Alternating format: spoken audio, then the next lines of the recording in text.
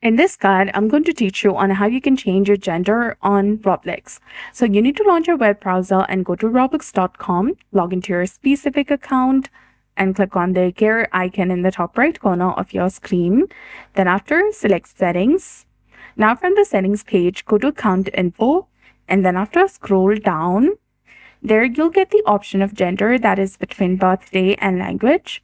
Go ahead and select either male or female.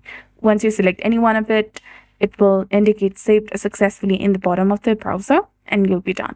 So this way you can easily change your gender on Roblox. Along with that, you can change your birthday, language, turn on or off the automatic translations, and go through other different settings and set it according to your preference. So that's it. I hope you found this video helpful. If you did, please like, share, and subscribe. Thanks for watching. We'll see you again in the next one.